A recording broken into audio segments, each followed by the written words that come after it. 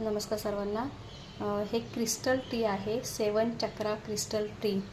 तर आजचं हे ॲक्टिवेशन ह्या 7 चक्रा क्रिस्टल ट्रीचं आहे। तर हे काय काम करतं तर वास्तूमध्ये आपल्या 7ही चक्र प्रत्येक व्यक्तीची, आपल्या घरात राहणाऱ्या प्रत्येक व्यक्तीची 7ही चक्र ॲक्टिव्ह राहावी आणि प्रत्येक गोष्टीमध्ये वृद्धी व्हावी यासाठी हे 7 चक्रा ट्री वास्तूमध्ये, शॉपमध्ये किंवा तुमच्या तिजोरी ह्याच्यामध्ये ऑफिसमध्ये तुम्ही ठेवू शकता।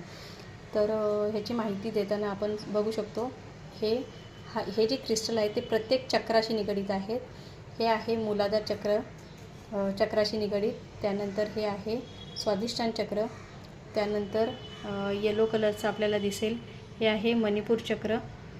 त्याच्यानंतर अनाहत चक्र, त्यानंतर विशुद्धी चक्र, आज्ञा चक्र आणि सहस्त्राकार चक्र। ही 7ही चक्र बॅलन्स करण्याचं काम करतं।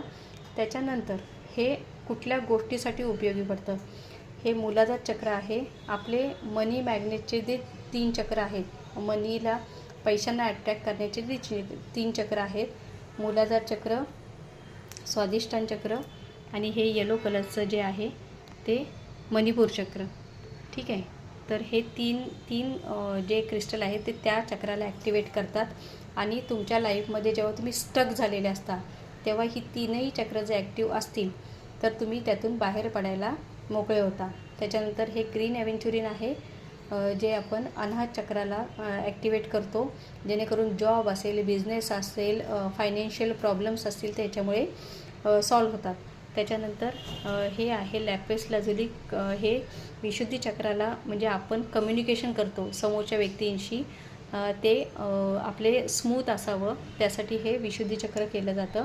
त्यानंतर आज्ञाचक्र, आपलं डिसिजन मेकिंग चांगलं असावं, आरोग्याला आपण बेनिफिट असावं आरोग्याचं, यासाठी हे आज्ञाचक्र वापरलं जातं।